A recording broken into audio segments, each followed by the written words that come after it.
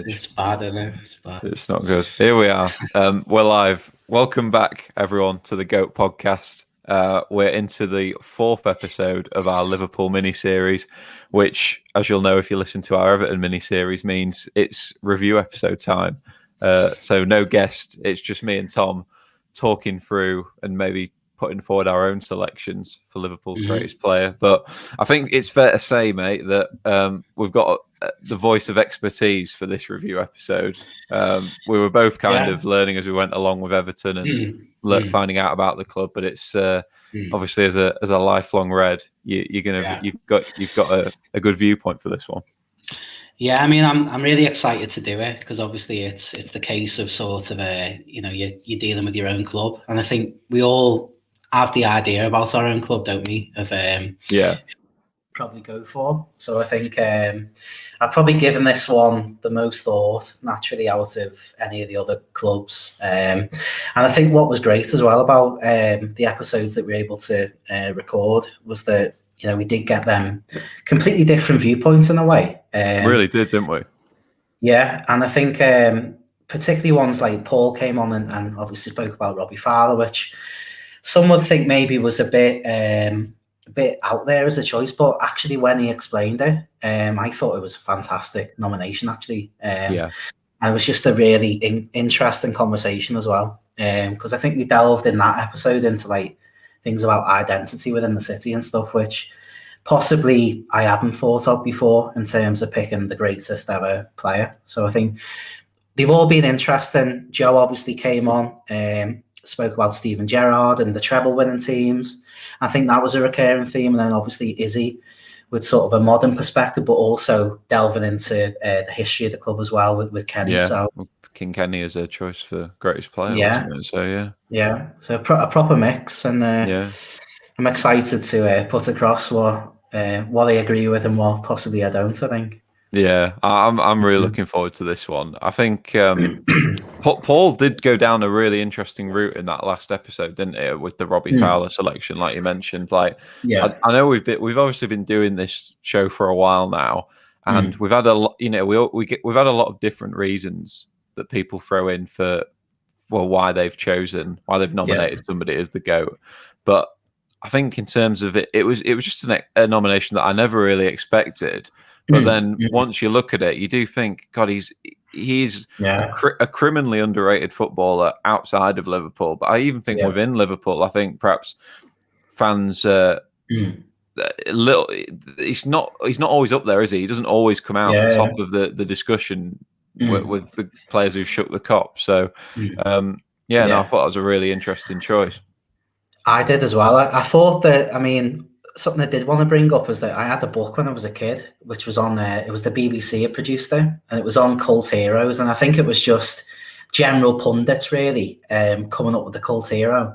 And the one that they named was Robbie Fowler. Now, if you go off the definition that people have given so far, overwhelmingly, really, you wouldn't really say that Robbie fits in with that. But uniquely, I think, you know, there's not many players who can veer into both camps. He was a world-class footballer, obviously, within, you know, the first 3 seasons. I think he'd reached over 100 goals within the Premier League, which I think still stands today for a young player, I think, as a record. But then, obviously, the side to him, which Paul, I think, touched upon a bit more as well, was the stuff with the Dockers, for example, his involvement in the city still. So, I think he has quite a unique place at a Liverpool Football Club. And I think it was probably the most interesting aspect, I think, of the 3 episodes that we did, that we delved into that. And maybe, like you say, maybe he is a bit overlooked even within Liverpool, which is an interesting viewpoint, I think, to come from this, really. I suppose there's not many players who, like you say, were that good and had such ability and like just what a goal scorer, but then also had such a close relationship with the fans, which I suppose brings in the cult hero aspect. Yeah, I mean, it's interesting. Maybe Kevin Keegan up at Newcastle, for example, because you got him kind of at the back end of his career. He'd won the 2 Ballon d'Ors by then, and he'd had his best years really at Liverpool and Hamburg. But still, still had enough to give, I think, to Newcastle, obviously. Yeah. And, possibly that's a suggestion, but it wouldn't surprise me actually if somebody when we come to do our Newcastle episodes, nominates Kevin Keegan as the GOAT for that reason, and it'll probably be going down a similar route to Fowler. But should we talk a little bit about your selections tonight? Because I think the interesting thing is we've had three brilliant guests so far, three different selections for GOAT, and I mean, I'm not putting pressure on you, mate, but if you throw a fourth into the mix, it's going to be really hard to decipher and pick a winner. But yeah, let's go for who you've gone for as Liverpool's greatest player.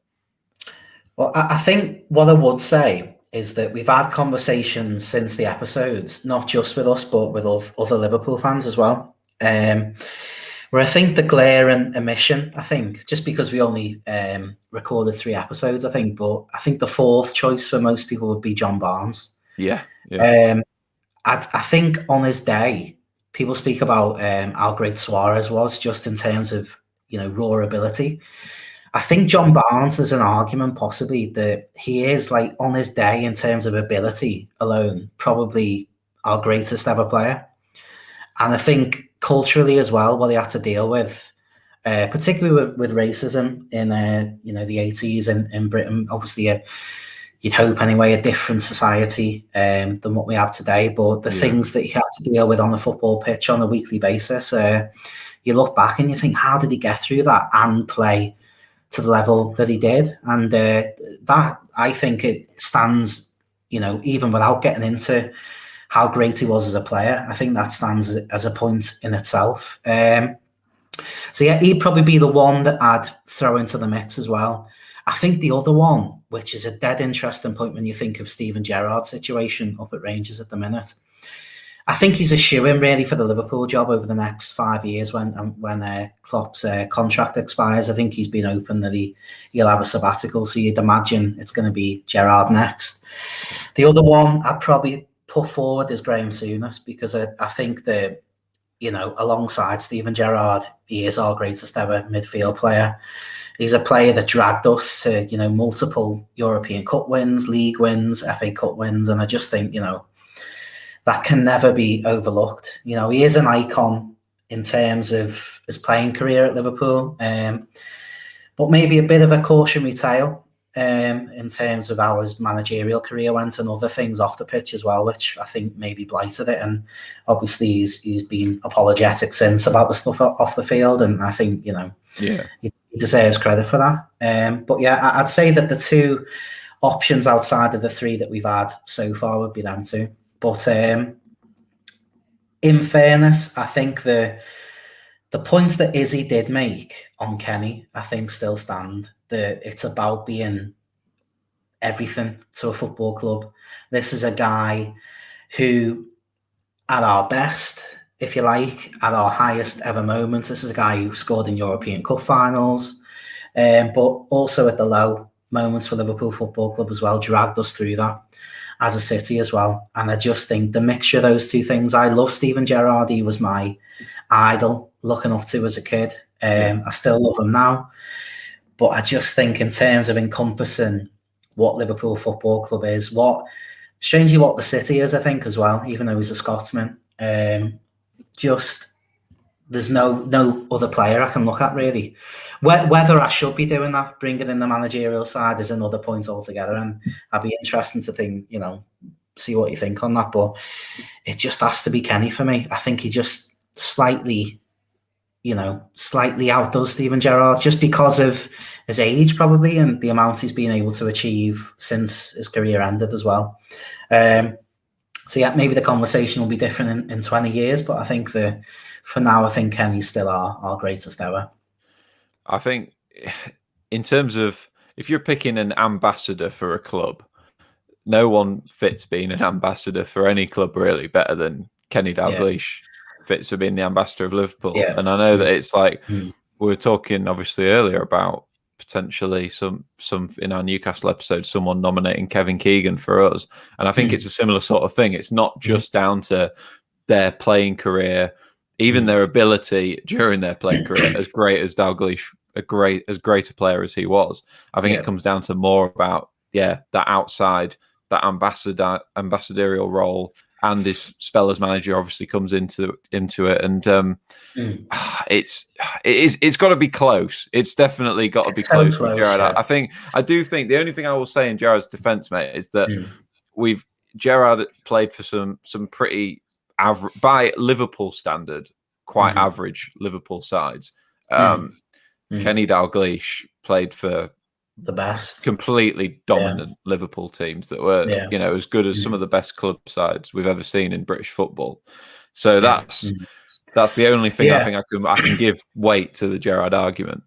I think that is the big counterpoint, isn't it? That obviously, with the teams that Gerrard did play in, there's no doubt that he dragged them to, multiple trophies. I think that Gerrard still holds the record for, I think he's the only one who scored in pretty much every cup final there is to score in. Yeah. Which is quite an incredible record, really, if you think about it. It shows just how much sums his career, that sums his style up, doesn't it? Scoring in cup finals, rescuing them in the big moments. Yeah, I mean, to be fair, I mean, it's within my lifetime, and I look back and smile because I just think of those moments, really. And obviously, when you're a kid, it has that visceral. I love the current team we've got. This is the best team I've ever witnessed as a Liverpool fan, obviously. Yeah. But I still probably, if I'm really truthful about it, even though we've been to European Cup finals, I was able to go to one. I still probably have deep down more of a tie to that Gerrard team for whatever reason. That is interesting. Torres, Alonso, Mascherano, Hippier. Carragher at the back, Reina. I probably have I think it's natural for everyone, actually. You go back to that point in your life, and I think that maybe that team stands out for me. But yeah, it's just a difficult one. I think that it's possibly the biggest debate we'll have on the show because there's so many points either way, really, with Gerrard and Kenny. And obviously, you throw the likes of Robbie in as well and John Barnes. It's a difficult debate, I'm glad you mentioned John Barnes because I think John Barnes is a player who, although it was before my time in terms of seeing him firsthand, I know that he was widely considered to be the best player the best left winger, the best player in his position in the world for a good 2 to 3 years at least in the late 80s. Now, that is, to me, I would always say if you're picking someone as the greatest, they've got to be the best in their position in the world, even if it's just for a little period. Certainly at a club like Liverpool. And I think but he's got that in his locker, to be fair. He's still, I don't even think England's produced a better left winger since. And he's we're talking, how long we're talking? Nearly over 30 years ago now. I mean, he's one of the finest ever players to sort of, I know he grew up here, obviously born in Jamaica, but one of the finest players that this country's produced. And I think possibly on this day, like I said before, the finest player to ever play for Liverpool. You think of the goal at the Maracanã, for example, that sticks in the mind. But I just think more pertinently with him, if you look back and often it comes on the TV, doesn't it? The game against Arsenal, so it's probably not the best example. No. It's probably one of his worst games in a Liverpool shirt. Where he gives it away at the corner. But if he'd have only just booted it into the Kop, I always think I know. Well, a lot could have been different. I think people often say Sky wouldn't have emerged, would they? It probably changed English football that game, but I think Barnes, if you think about him, and particularly those players actually like Hansen, Souness, they seem to transcend their time a little bit. If you go back and watch them on tapes and stuff, they seem to look like modern footballers, I think, playing in a different era. Yeah. Particularly John Barnes. I mean, just everything about his game, the skill, the technical ability, the vision. I remember there's one, I think that one was against Arsenal as well. Obviously a few seasons before, he's on the byline and he flicks one over to, I think, Aldridge, I think it was. Every fact about the example I was just giving there might get the bung straight after, but I've got one in my mind anyway. It sticks out to me. I think the problem for Barnes as well, which is an age-old problem now, I think it's been going on for 25, 30 years, is that anyone who played just before the Premier League era is often so overlooked. I mean, you think of the likes of Tony Cottee, for example. You know, he's probably one of the greatest ever goal scorers in the history of the English game. Yeah. No one ever mentions him. You know, it's things like that where you just, you know, it's I always think how good. difficult in a way. We talked about it on the Everton mini-series, but how good that Everton team was. And sorry for bringing it up during a Liverpool episode, but how good that team often gets overlooked because it was a pre-Premier League team. Yeah, exactly. I think that it seems to be one of the symptoms, unfortunately, of the breakaway of the Premier League. It seems that era just before sometimes gets overlooked, and it's kind of like the ugly sibling a little bit. Almost like there were a lot of problems during that period, wasn't there? Both culturally with the game and also just in terms of there was not as much money in the game. I think that's a very simple point. You know, you think of when Sky came in, it looks a lot more glamorous now to what it did back then. And I think it's simple things like that sometimes where you think, okay, maybe that doesn't help. The legacies of these players really they may be overlooked a little bit, but the likes of Alan Hansen and John Barnes, I think they look like modern footballers if you look back at clips of them. Could play in any era, definitely, those two. Yeah, I think so. I'm glad we've mentioned Hansen as well. I mean, I know we're going to come on to your greatest Liverpool 11 in a second, but I think Hansen, just from a centre-half's point of view, I think we need him just at least getting a mention in this conversation because he was a phenomenal centre back in any era, and won numerous championships. And I think one of the big reasons of the sort of early 90s decline of Liverpool was down to not being able to replace him. I think he was just a massive loss for that dressing room. So we can sort of chuck him in to go for a late finish, but I'll happily bow down to you on this one, Tom, and say that we can nominate Kenny Dalglish as our winner for the greatest Liverpool player. I mean, he just pips it really, because I think the other examples we've given obviously have their own qualities, and I think certainly that there's a lot of me the romantic side of football where you think, well, the thing with Robbie that Paul mentioned. Then there's the thing from your childhood with Steven Gerrard. Yeah. So it's difficult, obviously, but I just think that you've got to encapsulate your club, and I think that although the other players do that, I think Kenny does that. More than possibly any other figure in English football. You think of him and Fergie. I think of the two where you say they're synonymous with their two clubs, I think, respectively. So I think in that case, I think that you could only really plumb for Kenny when I really think about it. But it's a difficult debate, actually. I think it's an interesting one. It's a difficult debate. I think Dalglish is obviously a completely worthy winner for us to kick off with. We should say as well that I think later down the line in this series, we are going to be potentially looking at doing another Liverpool special, guest dependent. We're working on a couple of guests at the moment, so it's a debate that we're probably not shutting the door on for now anyway either. But let's. I mean, should we go through your cult hero, because we had some great cult hero nominations over the course of the last 3 episodes as well. I mean, I can attest to what all the guests have said so far, that this is the most difficult one out of the questions that we pose to people. I love it that we put this question in, because it's just you can tell everyone's got their own definition of it, as we say, and it just plays with them. Yeah, I mean, my definition, which I think I've said a few times on the podcast, is you've ultimately got to be involved. So that's the first piece of criteria that I throw in there.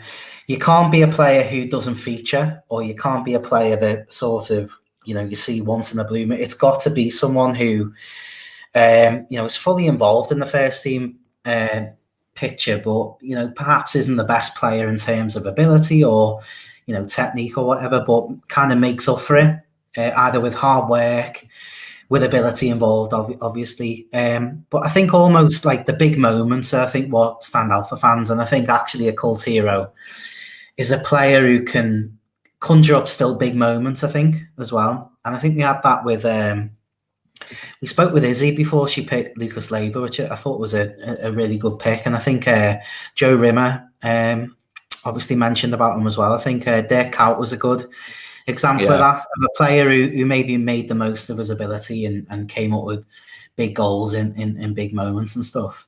But I'm going to be boring here, to be honest. I was going to go for Divock Origi, but the problem he's got is that the legacy of his career, he's still at the club. And I think that there will be a time where we sort of reflect on his time at Liverpool. You'll always have that. You'll always have those goals against Barcelona, and you'll always have the goal in Madrid. But I understand that he's still at the club. You don't know how it's going to end for him. Yeah. It's difficult. The one I've always thought, and I think it was backed up obviously on the episode, so I'm going to be a bit boring with it and go with the pick that I think was the majority. I think Gary Mack is still the one, just for those moments in the spring of 2001. We go on and win 3 trophies, and in every scenario there, he's instrumental. Actually, I look back at clips, I think, of that season after we spoke with Paul. I just wanted to rejig my memory of it. I have very blurred memories of 2001. My only real memories are of the FA Cup final. Yeah. And that's my first memory, I think, of Liverpool Football Club. I've always been a Liverpool fan, but I think that's the first time where I got it. And it was this is amazing. I remember him obviously getting the ball from the long ball. I think it was Patrick Berger, weren't it? I just remember the goal, and it sticks with you. So I think that season for a lot of people sticks out. And I think the point that pretty much everyone on the podcast has made is that season is so overlooked. It's unreal. Sometimes in terms of achievements, not just by Liverpool, but I think by an English club, to win 3 trophies in 1 year, is incredible. And I just think the moments from Gary McAllister in the run up to that, even in the league as well, there were big moments against the likes of Coventry, for example, Tottenham, in the week that we beat Barcelona. It wasn't just the goals that stick out. Obviously, the Everton goal is one that gets replayed over the years and stuff. But he even puts the free kick in that gets headed on. I think his name was Jelly. I think in the final, who heads it on.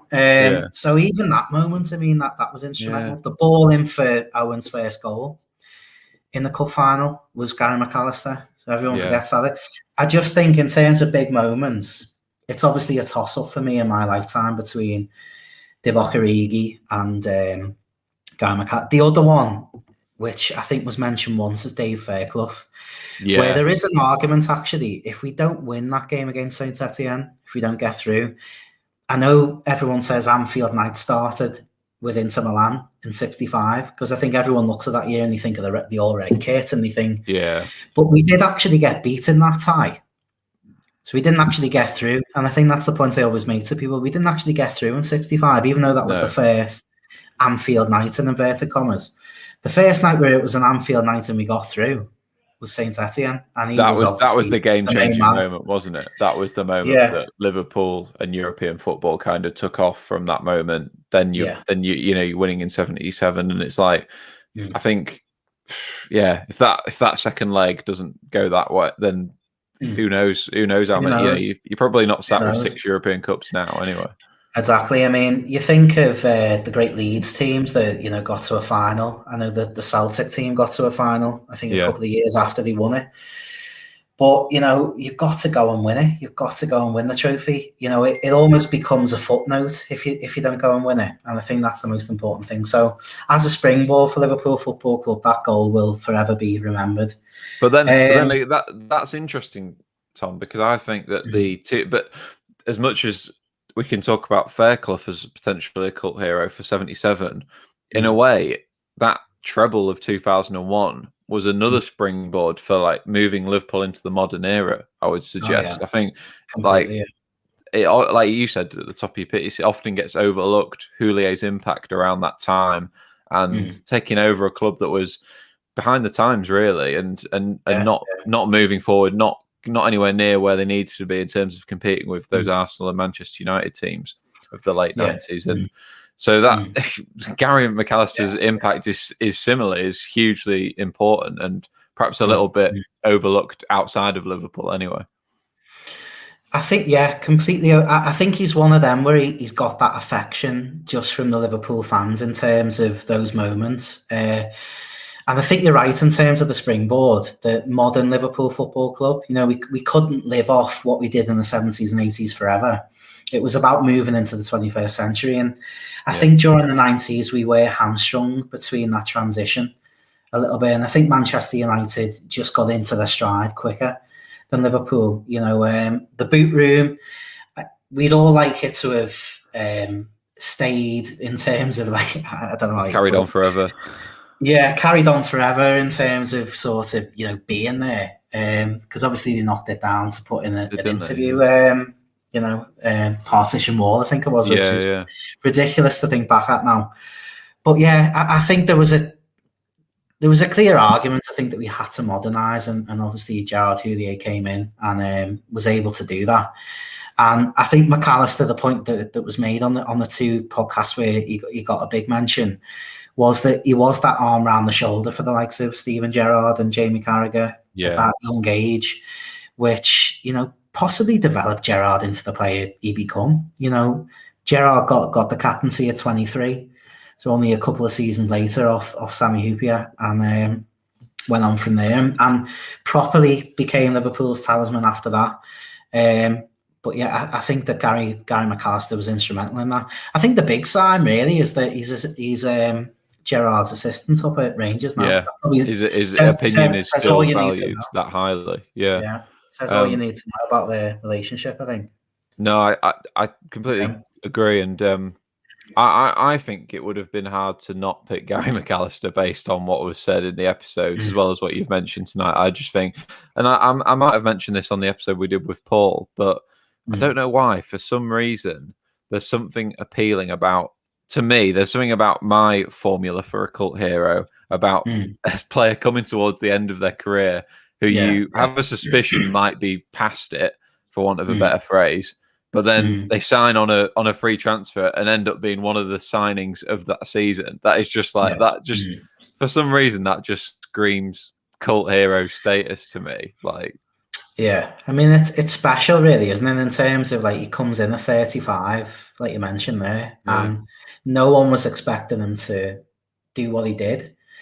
And I think he was possibly, other than, you know, everyone speaks about the goals from Michael Owen in the cup final and stuff, but I think that in terms of a player who was just instrumental in terms of getting the trophies over the line, getting us a young team, as it was, the spine of that team was a young team. Yeah.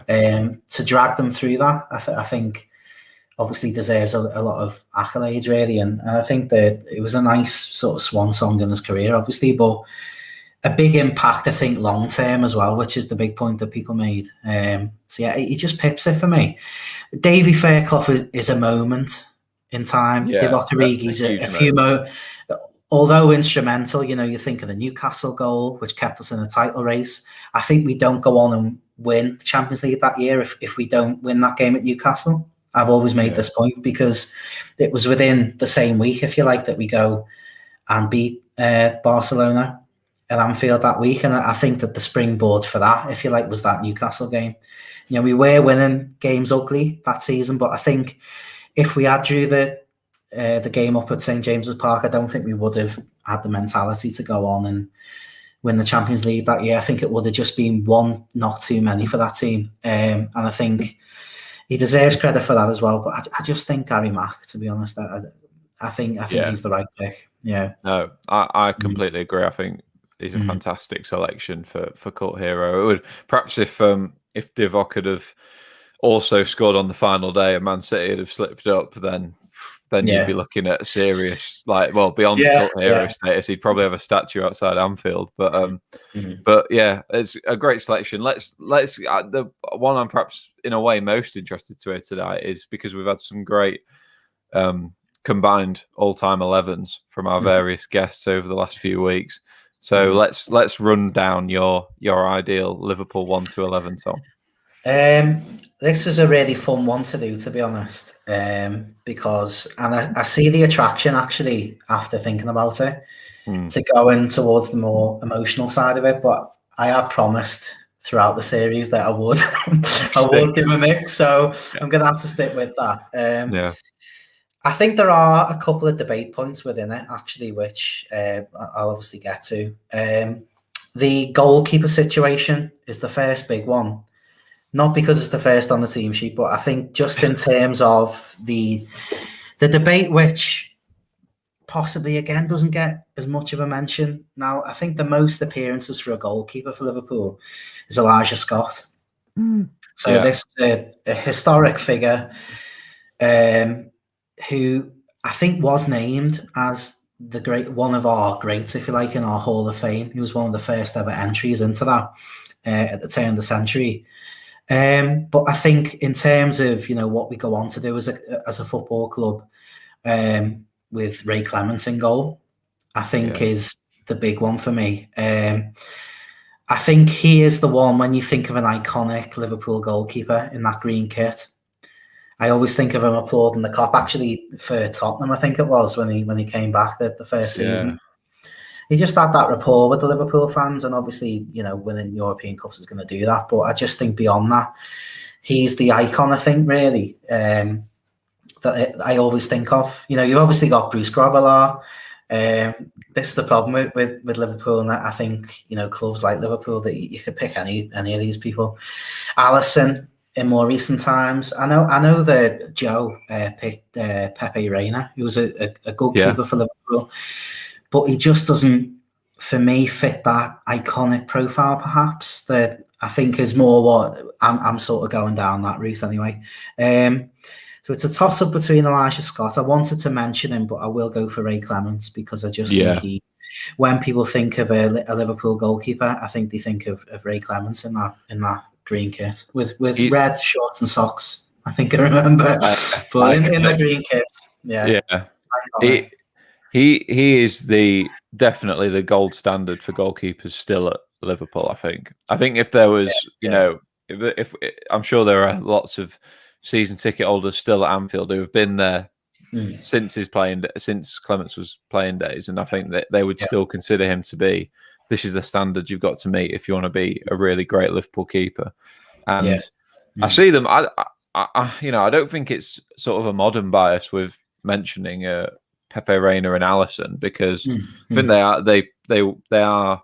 Alisson's definitely one of the best goalkeepers in the world at the moment. Albeit going through a sticky patch right now. And Pepe Reina, I think, for a few years was one of the best goalkeepers in the world at that time.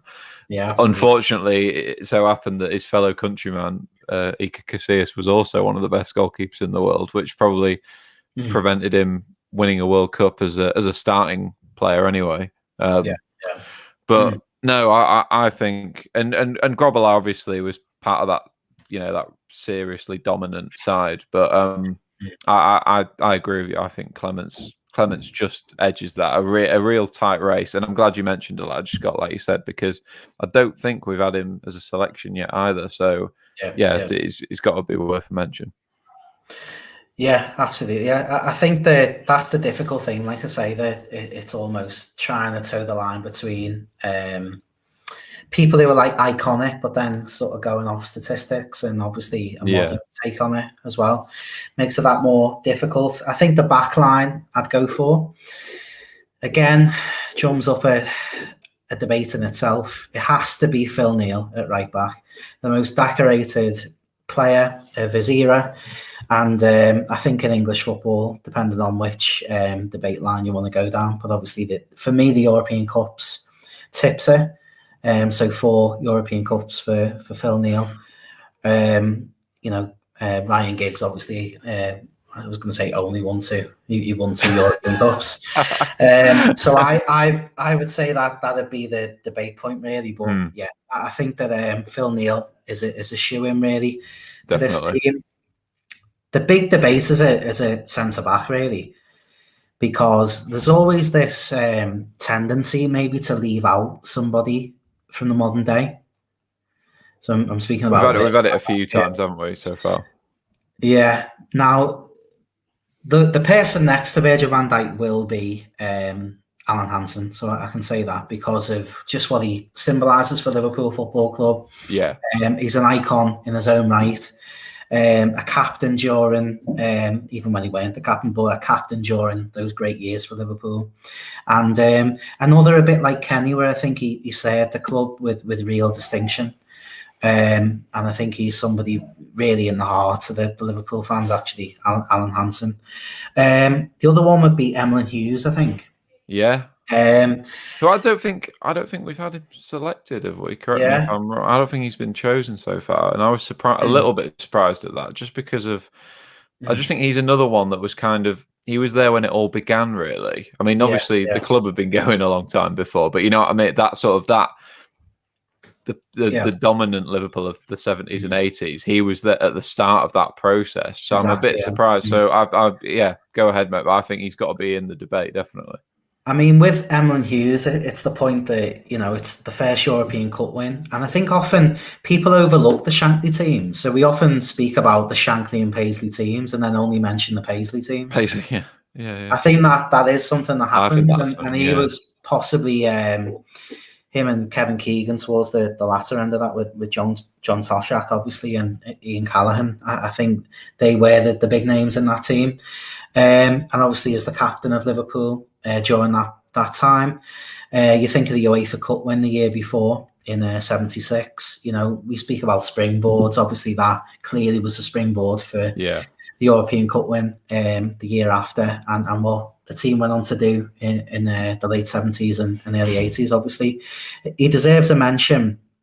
Then you've got Mark Lawrenson, who obviously partnered Alan Hansen for all those years. Phil Thompson won European Cups, obviously, as well, as captain. So it's a real sticky one, but I'm going to go for Virgil van Dijk.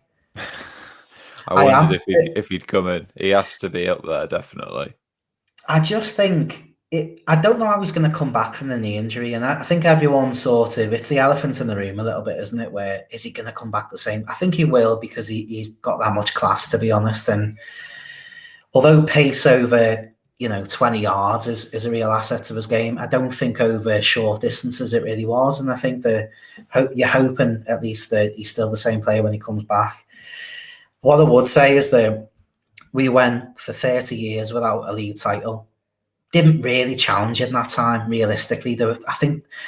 Realistically speaking, there are probably 3 occasions, I reckon, 3 or 4 occasions at most that we challenged in 30 years for a title.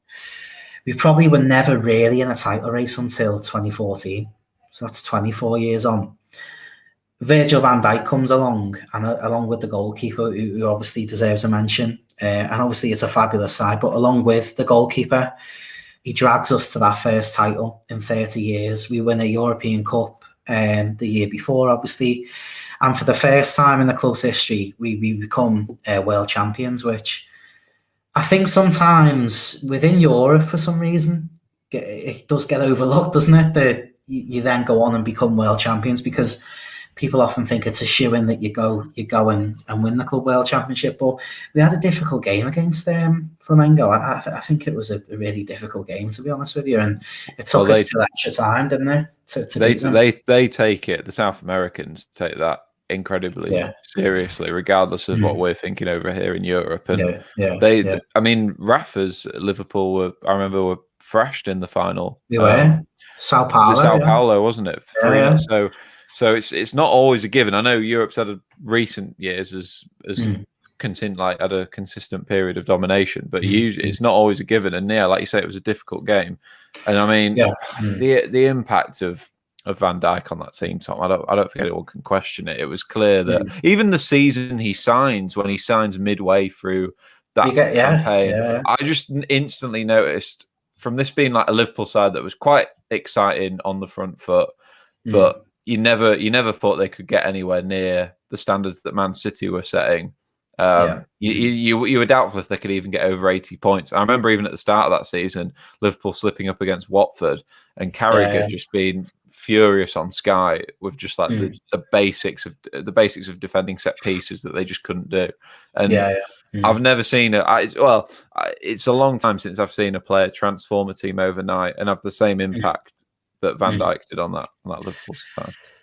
Just incredible. And it's very difficult, isn't it, when we're in the middle of an era, to be retrospective on it.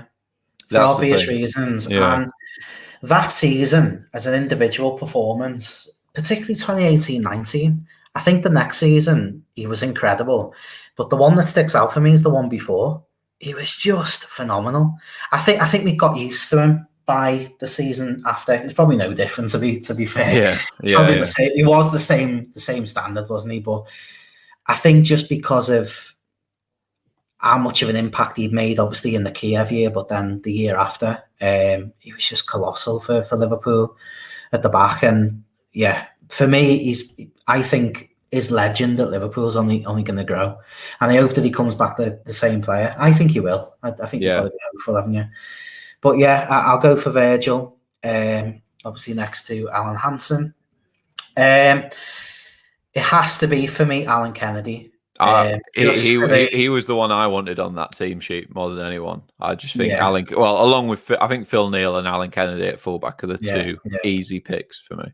I think so. I mean, to score obviously in the European Cup final, to score a winning penalty as well in a shootout. I mean, is there many left backs in the world that you could say of? I don't think there is, to be honest with you. I think maybe Roberto Carlos has had similar achievements probably in the game if you tally it up. But I don't think, in terms of unique moments, I don't think there's a left back I can think of that's ever achieved what he did. So it has to be him, I think, a left back. So that kind of rounds off the back five, if you like. But yeah, I think it is difficult actually to pick modern players. Obviously, Andy Robertson's been phenomenal, our best left back, I think, again in 30 years. And who knows, he might go on to score in a European Cup final. You never know. Never know if it goes to penalties. You never know. But yeah, it has to be Alan Kennedy for me. I don't know whether you want me to go through the midfield now. But let's go through the midfield, because I think there's going to be some interesting picks coming up here. To be honest, whilst there is a lot of debate in the centre half area, I think next to Alan Hansen, I think the hardest player to leave out, let's say, is in central midfield. But are you going 4-3-3? I've always said I would go 4-4-2. I think that's more like traditionally how traditional people would do the best 11. I think that's traditionally how people would do a best 11. I would never play 4-4-2, by the way. I'm quite a progressive manager. Pressing from 4-4-2, long ball. Two big lads up front. Yeah. So yeah, I'll go from left to right actually, because obviously we mentioned about John Barnes. So he'd be a shoe-in for me. Yeah. One of the greatest players, I think, to ever play in the English top flight. I think that he's a player who, like you say, for a period in the 80s, the late 80s, was the best in his position. And I think, not many players get to say that. And I think the moments that he was able to produce within his career, and just an iconic player, really, I think, in English football history. So John Barnes, I think, in at left midfield. I've always felt it was kind of a simple debate in centre midfield. It's got to be, I think the dream centre midfield pairing for any Liverpool fan would be Graham Souness and Steven Gerrard. Yeah. To be honest with you. I wouldn't like to debate too much who'd be the captain out of them two.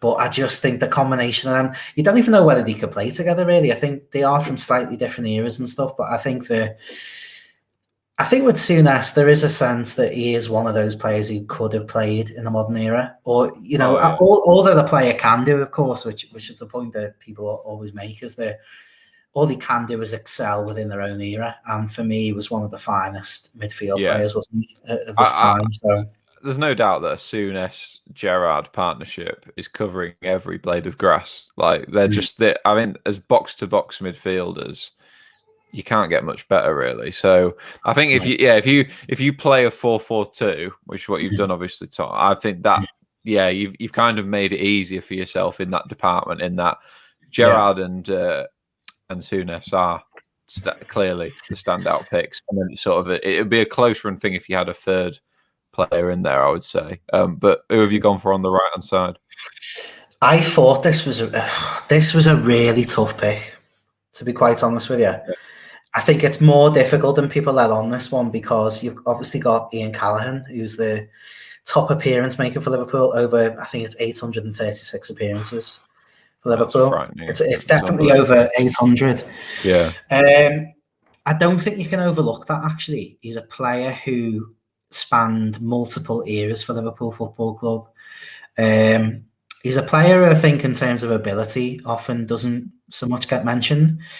But I do think there's something in. This is something that we haven't had so far, I think, over the course of the series. A player who's a great servant for a club. Yeah. The player who's there, he's there, throughout. And I think it's a difficult thing. Longevity is difficult an often overlooked aspect of what makes a player great. And it's it's not easy to stay. It's not easy to stay at any club for 800 odd games, any professional club, let alone a club challenging for major honours consistently. The pressure of playing for where it's almost like playing for a country week in, week out, such as the media, the pressure, the importance of football in the city. So I don't think he should. It's surprising actually that he hasn't been picked so far either. I don't think. I think the second modern shoe-in for this one, and I think Jamie Carragher's made this point in recent times, so I won't sort of regurgitate what he said. Obviously, we're on YouTube, so if you fancy a watch after this, get this one queued in the next tab. But he's got all the stats lined up for you, Jamie, after this. But I think actually with Mo Salah, again, the case with Van Dijk is that we're in that era. It's very difficult to be retrospective on it. He did within the Premier League era, not just for Liverpool Football Club, but in terms of a Premier League record. He came in that first season that he played for Liverpool and broke a record that had stood that obviously the likes of Alan Shearer had set and Thierry Henry. I think Andy Cole was the other one. These are Premier League greats. There's absolutely no doubt about that. And it's almost like Mo Salah, because of the way he plays the game, which I think is the biggest point with Mo Salah, he's almost like in this mold, this new sort of, they're almost like an assassin sort of type player. It's a bit like the Ronaldo thing where they kind of sit tight and wait for their opportunity. They don't sort of mill about looking for the ball or, it's not like a Wayne Rooney type situation where he'd be involved constantly in the midfield, dropping back and that sort of thing. No, he's a very individual footballer, isn't he? There's no doubt about it, but it suits him. It suits his game and it suits his personality. And then when he has a season like he did in 2018, it's like, I mean, the goals that season, the level of goals is the level of it, yeah. I mean, you think that Roma game, I haven't seen many individual performances in the Champions League against a very good side who just knocked Barcelona out, by the way. We played them off the park that night, and his performance on the night was just, I've never seen anything like it. Just like every time he got the ball, you just thought he was going to score. And I do mean that literally every time he got the ball in a vaguely dangerous position, you're thinking he's going to score it, or he's going to create some. He's going to go close. I mean, it was the thing with Suarez as well. He was similar, where it was just like they just stand out, don't they? And you can think of games that he played. Obviously, the Norwich game, for example, the Arsenal games are one with him as well, where he just ran the show. But yeah, Mo Salah for me gets overlooked a little bit. We often speak about the final years that Ronaldo had at United, where if you think about it, I mean, he was a match winner, but he was somebody who, possibly didn't do as much running for, people often speak who played with him, like Sir Gary Neville, that you knew that he wouldn't do his running, and you're allowed for that because of how good he was. It's kind of similar with Mo Salah. We know deep down that he's not someone who's going to be running the channel. I mean, you've got two high line fullbacks who do that anyway. But I think, possibly again in future years, he's somebody where people are going to get up the stats from Mo Salah and look back at how many great moments he's had for Liverpool. He scored in the Champions League final, for example. He scored that first goal in the first minute. It didn't settle my nerves, but to use the saying there, settle people's nerves. Yeah. Possibly he settled the team's nerves, I think, more importantly. Yeah. I think not so much the supporters, probably. He was such a leader in a way. I think, Yeah. because although he's not like, he wouldn't be the player you think of as being a captain, but he's clearly a leader in that dressing room. And in a similar way to the, it's like those Ronaldo type players, match winners who can just turn the game on their own. That's what individual brilliance is all about. And I think, even though he's perhaps not seen as a traditional right winger, and to be honest, by the end of his spell at Manchester United, Ronaldo wasn't really playing on the right wing, was he? He was going wherever he fancied, and Salah's like a similar kind of, like, he'll just sniff out the weakest player in the back line and isolate them. So I think it's a good job. Are you plucking for Salah then as your right hand sided player? All I'm going to say is, if you it's a good job you've got Gerrard and Souness in central midfield, because if you've got Barnes and Salah on the wing, someone needs to be doing it. So they're going to need to cover a lot of grass. This team is completely tactically compromised, if I'm honest. Probably for all the ability of it, I'm completely letting them down as manager. But it is difficult that the right hand side, because of the two I've mentioned. I think are the two that stand out for me. But I had written down Ian Callaghan. I think I've probably talked myself around to Mo Salah now, but a big mention for him, who I think again possibly gets overlooked a little bit. Yeah, no, I'm glad we mentioned Callaghan. Up front, I think we know who I'm going to play off the striker. I'm going to play off the striker, by the way. Yes. A very bit of a Rafa move, really. No two holding midfielders, but as long as Gerrard's not the one playing off the striker or on the right wing, that would have been worse. That would have been such a Rafa move. Yeah, I mean, I like the fact, looking at this now, that basically I've put tactics out the window till I've had to include Kenny Dalglish, and now I'm playing someone off the striker. But you have to get Kenny in this team. He will probably be the talisman for this team as well. Even looking at the names I've got here, obviously, again, with a club like Liverpool, there's captains in every position, or there's an icon perhaps in every position if you look through history. But I think that Kenny, like we've touched upon it, and the other guests have touched upon, he is the biggest name, really, I think, in Liverpool's history, and the biggest icon. So he has to be in the 11. I think possibly the biggest debate on the pitch will be up front, because you've got, first of all, I've opted to go without three up front, because I think traditionally your best 11, you always go a 4-4-2. But you've got the situation with Roger Hunt, where in terms of league goals for the club, he's our highest ever goal scorer. In terms of overall goals, it's Ian Rush. Then you've got iconic players after that. You've got the likes of Kevin Keegan in 77. Of course, he'd be playing there up with John Toshak. Then you've obviously got players in the 90s like Robbie Fowler, for example, who definitely deserve a mention. And then into the 2000s, Michael Owen outdone himself really with his move to Manchester United, which I think is fair to say, despite the moments he did have. Then you've obviously got Torres and Suarez as well, who were incredible in their own right.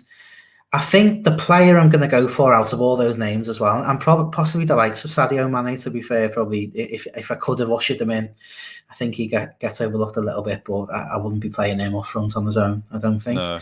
But the player I'm going to go for is a Liverpool icon. We all picture Liverpool in the 80s, Ian Rush with his moustache, scoring against Everton in the 86 Cup final.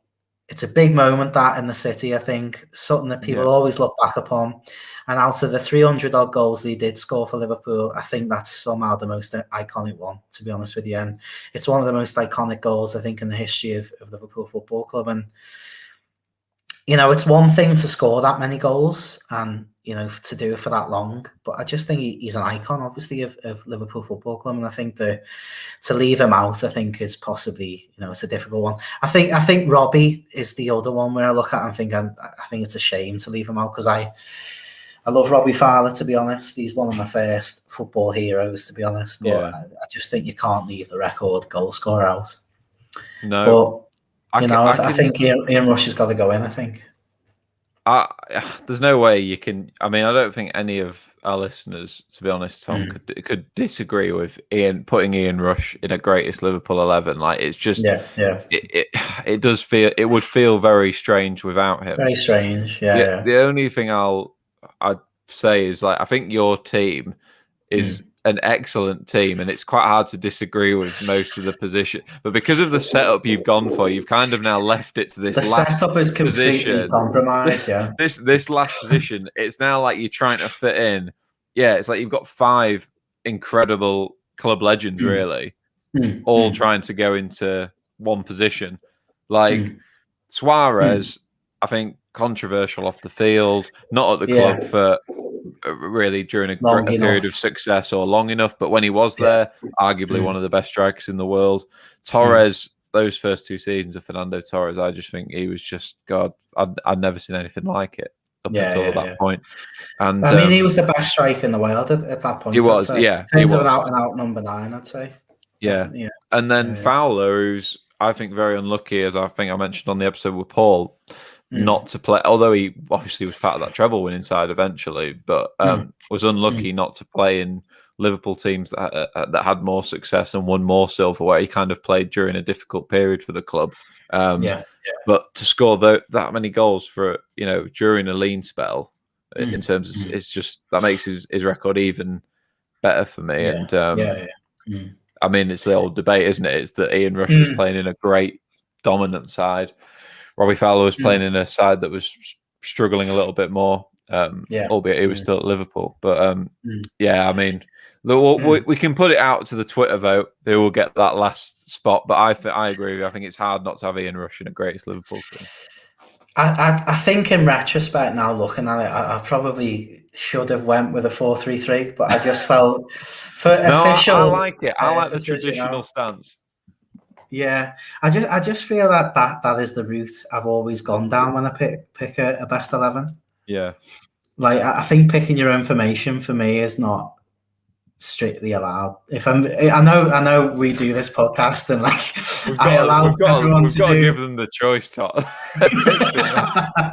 You can't pick nothing. We decide before you come 4-4-2 or nothing from next week on. No, I think for me personally, like if I was picking a best 11, I'd always do it a 4-4-2. Yeah. But in terms of manager, we've already done obviously a GOAT manager before. I think British managers anyway. Yeah. And I always regret not mentioning Bill Shankly, just in terms of an icon. I think in terms of, Liverpool's a city that operates on its own terms, really. And I think that it's a city that's a very unique place. And I think that he got that. And he was almost like a politician in a manager's seat a little bit. And he was one of the first in that regard. You think of the likes of Jock Stein, for example. He's in that, ilk, really, isn't he? Of a manager who, he was almost like a political figure as well within the city. Obviously a big socialist, wasn't he? Famously, Bill Shankly. And all the quotes that are possibly misused by the club a little bit now, I think, for marketing purposes, which is kind of ironic, really, for a man who was a socialist. But time does move on, and we do have to embrace modern football, I guess. And I think but in terms of the ethos of what Liverpool Football Club is and what at least the fans look to maintain, he is the iconic manager, really. Of course, Paisley won 3 European Cups, which is obviously the big point that everyone makes. And I'm completely going back on something I said earlier in the first series. But yeah, it was. In retrospect, I've always regretted the lack of mention that I gave to Bill Shankly, just in terms of, we often speak of players in terms of like embodying a club, but I think Liverpool's like a manager's club. People often say that about Liverpool. We almost look at the manager first. We always speak of like get the foundations right. Yeah, we speak of it like Shankly's era, Paisley's era.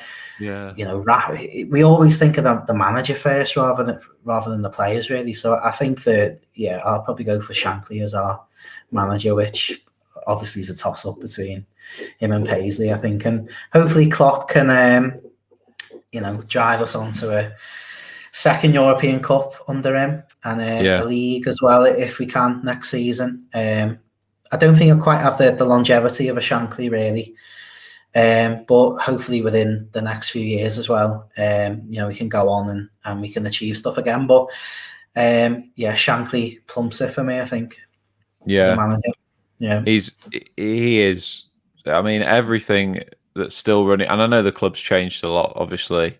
In the we're over half a century, aren't we? Nearly since he first went in, but every fibre of Liverpool, I think, all can be traced back to Bill Shankly, and I think you don't even have to be a fan of the club to know that or value that. So I think we needed to mention him at some point, and I think perhaps we'll get onto him again as well in our future Liverpool specials. But Tom, I think that's a superb team, mate. I think despite the rigid 4-4-2 structure you've selected, I think that is a great team, and I would, I don't think anyone's going to be arguing with you too much. Do you know what I'm annoyed at myself for as well? This is so not how I would set up a football team. If I had to set up a football team to win a game of football, this in a million years would not be how I would be doing it. I'm sorry, mate. This was your managerial big moment to the listeners. This was how you were going to set out your entire philosophy. So you're 4-4-2. Indeed. You're blacklisted now forever. To be fair, Ranieri won a league, didn't he, with 4-4-2? He did. I mean, it's we laugh about it in England, but I actually think as a formation, I mean, this is probably a whole other episode or debate in itself, but I actually think there's a bit of snobbery attached to because English football was so far behind in the initial changing of formations and tactics. Now it's kind of we've come round to, and obviously we've had an influx of foreign coaches, a lot of different systems, and 4-4-2's kind of looked down on a bit. But actually, it's still very effective. I mean, Atletico Madrid won the La Liga and should have really won the Champions League in the same season, playing 4-4-2. And I think if you've got the right players to implement it, and there's different types, aren't there, as well as that you can play it in an attacking sense and quite a sort of counter-attack, rigid defensive sense, which certainly your Liverpool 11 I don't think would be, because it's filled with attacking talent. I think my team's got a bit of steel, I'd say, in the middle of the park there. Mo's not going to do his running, I don't think, still. And Phil Neal, I think, has got his work cut out a little bit there. But I think I'm looking at it now, mate. I think this team could do better than we think. I've sort of talked myself round now. You think of Ranieri and Simeone, maybe. I mean, I'm not putting my name to 4-4-2 here, but maybe there's something in it. What I'd quite like to do is, after we've done our club series, run sort of a simulation of the greatest 11s for each club that have been selected and put them up against each other in a tournament, see who wins. I think this Liverpool team would have a great chance because it's certainly one of the strongest we've heard so far. I suppose that's it really for our Liverpool review episode. Well, thank you so much, Tom. I mean, brilliant selections. We've had some great guests, I think, as well during the mini series that we need to thank again. Obviously, Joe Rimmer, Izzy, who's a bit of a regular on the show, and Paul as well last week, who was a fantastic guest. So yeah, we'll just, I mean, for sort of housekeeping purposes, the Liverpool GOAT we've selected tonight is Kenny Dalglish. And then your greatest 11, I'll just run through it. Ray Clements in goal, Alan Kennedy at left back, Virgil van Dijk and Alan Hansen at centre back, with Phil Neal at right back. And then into midfield, we've got John Barnes on the left-hand side, a midfield two of Graham Souness and Steven Gerrard, Mo Salah on the right, Kenny Dalglish just in behind Ian Rush up front. Brilliant team. Tom, I'll see you on the next episode when we'll be moving clubs again. We'll be looking at our next club in the series, which is also close to one of our hearts. So I'm looking forward to that. But yeah, Tranmere Rovers. That one's close to my heart. Yeah, as well. No one's off the table in terms of which clubs we're going to cover. We should say that. Yeah. So you never know. But yeah, you'll have to tune in to find out. We're looking forward to that. But for now, it's goodbye from me. And yeah, we'll see you on the next episode. Cheers Tom. you later. All right. Bye bye. All right.